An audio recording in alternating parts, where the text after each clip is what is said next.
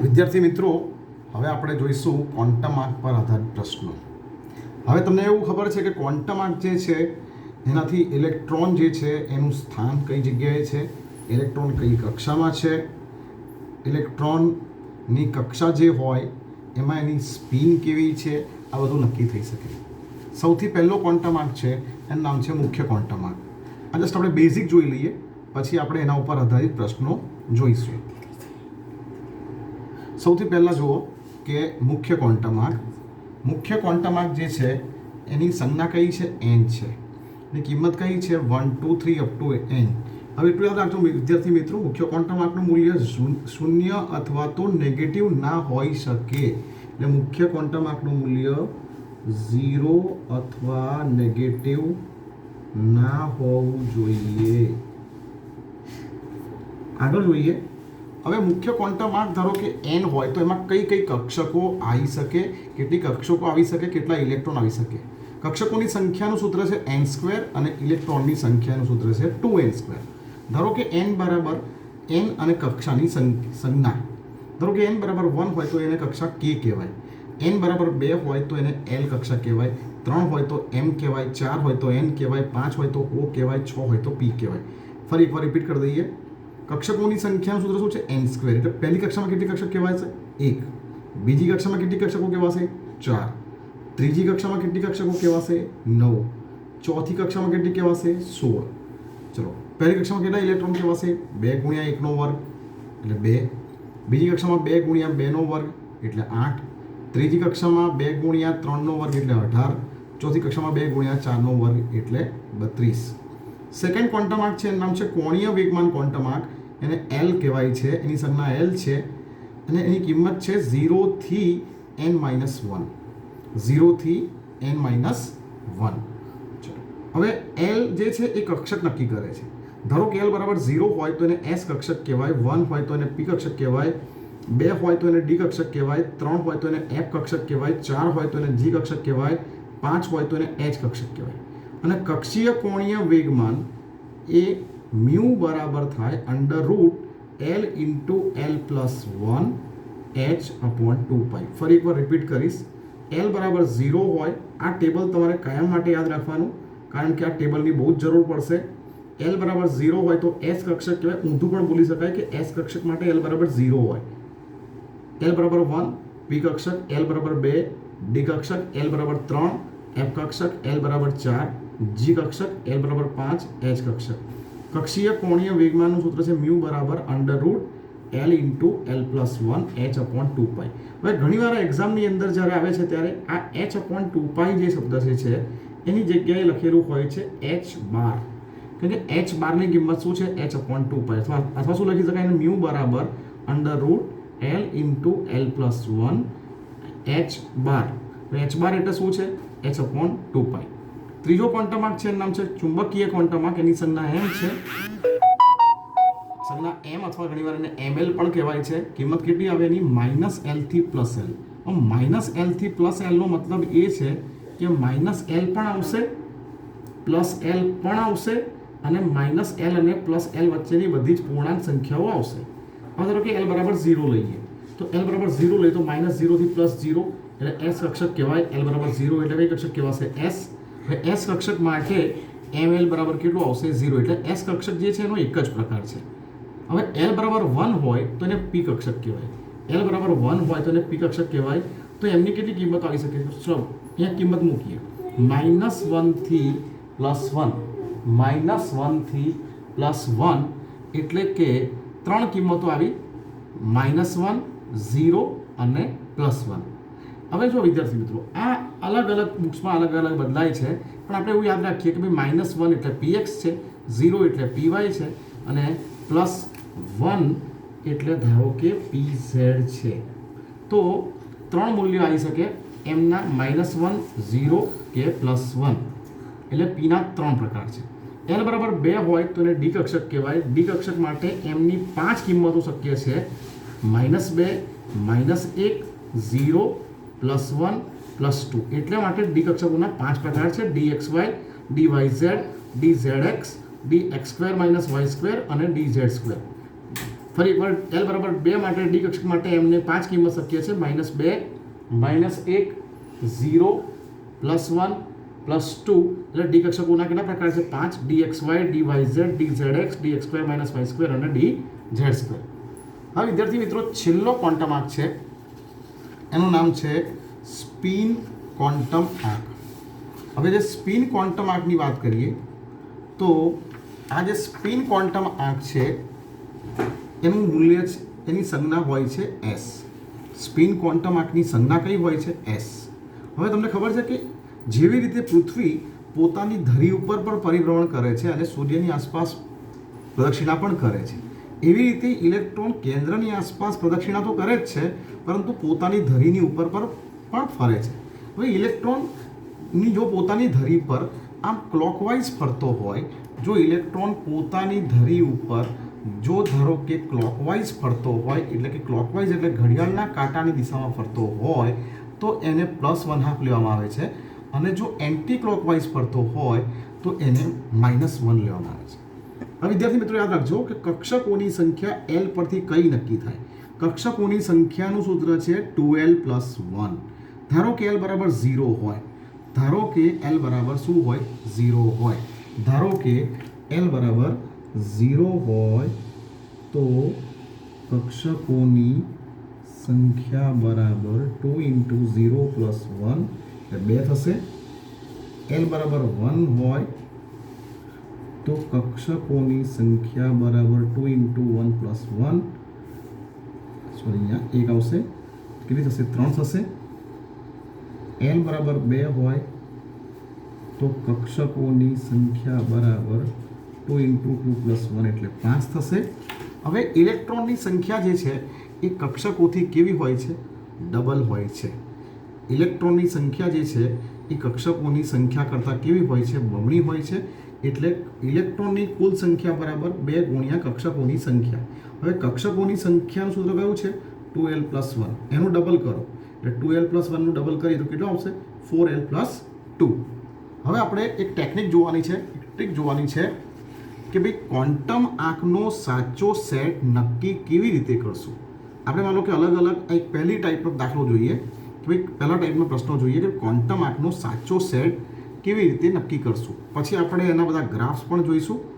હવે કોઈ તમને જો 4 ક્વોન્ટમ આંક આપ્યા હોય અને એમાંથી કહ્યું હોય કે ભાઈ કયો ક્વોન્ટમ આંકનો સેટ સાચો છે તો એ નક્કી કરવા માટે આપણે 3 શરતો હોવી જોઈએ. સૌથી પહેલી શરત છે એનનું મૂલ્ય L કરતાં મોટું હોવું જોઈએ, એટલે કે મુખ્ય ક્વોન્ટમ આંકનું મૂલ્ય કોણીય વેગમાન ક્વોન્ટમ આંક કરતાં મોટું હોવું જોઈએ. પણ બીજી શરત તો હોવી જ જોઈએ કે એનનું મૂલ્ય કોઈ દિવસ શૂન્ય અથવા ઋણ પૂર્ણાંક હોઈ શકે નહીં, એટલે એનું મૂલ્ય 0 કરતાં મોટું હોવું જોઈએ. બીજું, એમની કિંમત સંવૃત્ત અંતરાલ -L થી +L. અહીંયા હું એક મેથેમેટિકલ વસ્તુ લઉં છું, અંતરાલ. સંવૃત્ત અંતરાલનો મતલબ એવો થાય કે ભાઈ -L પણ આવે +L પણ આવે અને -L થી +L વચ્ચેની બધી જ પૂર્ણાંક સંખ્યાઓ પણ આવે. એટલે એમની કિંમત -L થી +L એટલે એ બંને અને એની વચ્ચેની કોઈ પણ હોવી જોઈએ. દાખલા તરીકે L બરાબર 2 હોય, દાખલા તરીકે L બરાબર 2 હોય તો એમની કિંમત સંવૃત્ત અંતરાલ -2 થી +2 હોવી જોઈએ. એનો મતલબ એવો થયો કે સંખ્યા રેખા પર -2 +2 અને એની વચ્ચેની સંખ્યાઓ ચાલે એટલે -2 -1 0 +1 +2 પૈકી કોઈ એક હોવી જોઈએ. હવે ધારો કે L બરાબર 1 હોય તો -1 થી +1 એટલે -1 0 +1 વચ્ચેની કોઈ બી સંખ્યા હોવી જોઈએ. L બરાબર 3 હોય તો -3 -2 -1 0 +1 +2 +3 પૈકીની કોઈ એક હોવી જોઈએ. ચલો ફટાફટ જોઈએ એસની કિંમત કેટલી હોવી જોઈએ. એસ એટલે સ્પિન ક્વોન્ટમ આંક છે, એની કિંમત ક્યાં તો +1/2 હોવી જોઈએ અથવા કેટલી હોવી જોઈએ -1/2 હોવી જોઈએ. હવે ચેક કરીએ નીચેના પૈકી કયા ક્વોન્ટમ આંકનો સેટ યોગ્ય નથી. હવે જો પહેલો વિકલ્પ છે, જો પહેલું છે, જો n બરાબર 0, L બરાબર 0, m બરાબર 0, ms બરાબર 1/2.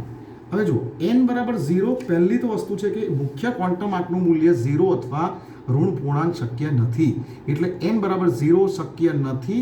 માટે આ ક્વોન્ટમ આંકનો સેટ કેવો છે ખોટો છે, એટલે જે ક્વોન્ટમ આંકનો જે એ સેટ તમને આપ્યો છે એ ખોટો છે. સેકન્ડ જુઓ n બરાબર 1, L બરાબર 1, ml બરાબર 0, ms બરાબર -1/2. હવે જો વિદ્યાર્થી મિત્રો આપણી શરત શું છે એન ગ્રેટર ધેન એલ હોવું જોઈએ. એન ગ્રેટર ધેન શું હોવું જોઈએ? એલ હોવું જોઈએ. હવે અહીંયા જુઓ, એન બરાબર 1 છે અને એલ બરાબર 1 છે. એન અને એલ સરખા છે. શું હોવું જોઈએ? એનની કિંમત મોટી હોવી જોઈએ, એલની કિંમત નાની હોવી જોઈએ. અહીંયા આપણે સરખાની પણ વાત નથી કરી. એટલે એન અને એલ સરખા હોવાથી આ ક્વોન્ટમ આંકનો સેટ કેવો છે? ખોટો છે. નેક્સ્ટ જુઓ, એન બરાબર 4, એલ બરાબર 3, ml બરાબર -4, ms બરાબર +1/2. ચલો પહેલી શરત ચેક કરીએ. એન બરાબર 4, એલ બરાબર 3. એનની કિંમત એલ કરતાં મોટી છે. ઓકે, શરત નંબર 1નું પાલન થયેલું છે. હવે એલ બરાબર 3 હોય તો એમની કિંમત -3 થી માંડીને +3 વચ્ચેની કોઈ પણ હોવી જોઈએ, કેમ કે -l થી +l વચ્ચે હોવી જોઈએ. એટલે -l અને +l અને એની વચ્ચેની હોવી જોઈએ. એટલે જો એલ બરાબર 3 હોય તો એમની 5 આજે 7 કિંમતમાંથી કોઈ બી એક ચાલે. એટલે -3, -2, -1, 0, +1, +2, +3 પૈકીની કોઈ એક હોવી જોઈએ. પણ અત્યારે તમને mlની કિંમત કેટલી દેખાય છે? અત્યારે તમે જુઓ, અહીંયા તમને mlની કિંમત કેટલી દેખાય છે? -4 છે. હવે ml કહો કે m કહો, એ શક્ય નથી કે એ -3 થી +1 વચ્ચે કે આ સંખ્યાઓ પૈકીની કોઈ એક સંખ્યા નથી, એટલા માટે આ સેટ ખોટો છે. નેક્સ્ટ જુઓ કે n બરાબર 3, l બરાબર 1, m બરાબર 0, ms બરાબર 1. ચલો પહેલી શરત ચેક કરીએ. n નું મૂલ્ય l કરતાં મોટું છે. સાચી વાત છે. હવે l બરાબર 1 હોય તો mની 3 કિંમતમાંથી કોઈ પણ એક કિંમત આવી શકે. mની 3 કિંમતમાંથી કોઈ પણ એક કિંમત આવી શકે. -1, 0, +1 માંથી અહીંયા 0 છે અને ms બરાબર -1/2 છે. માટે આ ક્વોન્ટમ આંકનો જે સેટ જે છે એ સાચો છે. આ ક્વોન્ટમ આંકનો સેટ કેવો છે ભાઈ? સાચો છે. ચલો n બરાબર 4 છે, l બરાબર 3 છે, m બરાબર -2 છે, ms બરાબર 0 છે. n ની કિંમત l કરતાં મોટી છે. સાચી વાત છે. l બરાબર 3 હોય તો એમની કિંમત -3, -2, -1, 0, 1, 2 અને 3 પૈકીની હોવી જોઈએ. એ પણ અહીંયા છે. પણ જરા ધ્યાન રાખો વિદ્યાર્થી મિત્રો, અહીંયા સ્પિન ક્વોન્ટમ આંકનું મૂલ્ય 0 આપ્યું છે. એ શક્ય નથી. સ્પિન ક્વોન્ટમ આંકના બે મૂલ્યો શક્ય છે, +1/2 અને -1/2. એટલા માટે આ ક્વોન્ટમ આંકનો સેટ કેવો છે? ખોટો છે. હવે આપણે બીજું પણ એક લઈએ કે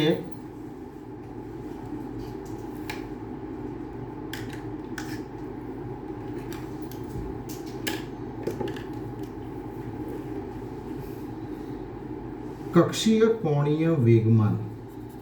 બોલો, કક્ષીય કોણીય વેગમાન.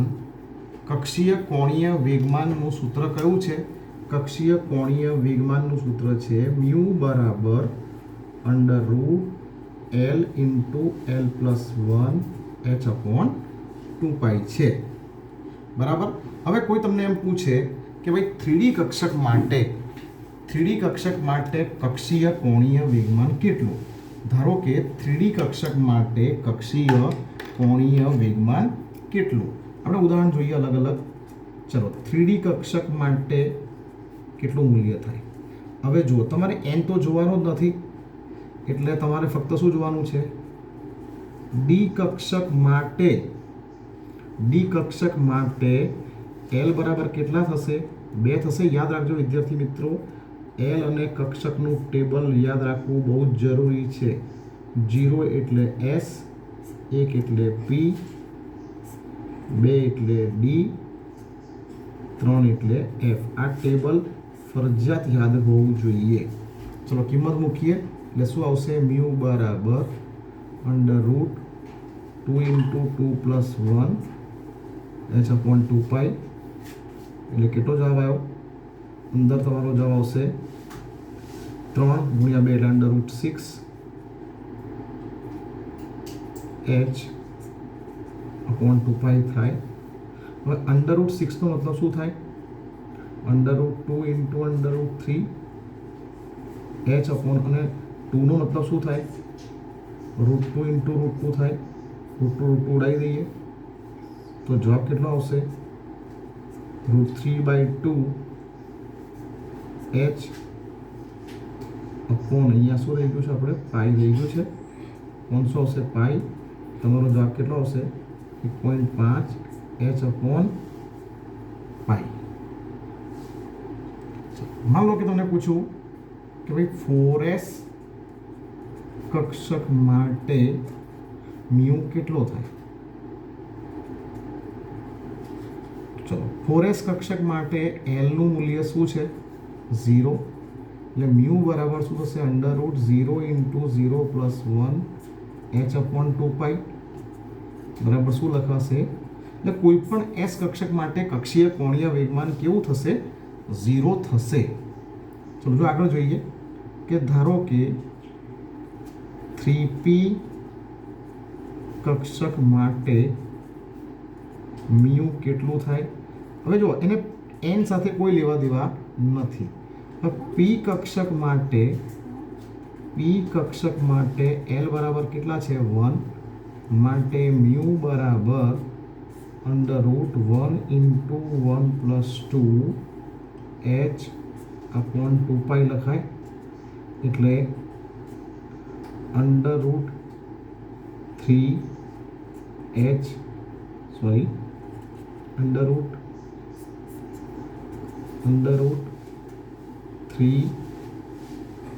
h/2 પાઈ પણ લખાય, અથવા તો ઘણીવાર એને √3 h બાર પણ લખાય, જ્યાં h બાર બરાબર શું છે? h/2 પાઈ છે. Thank you.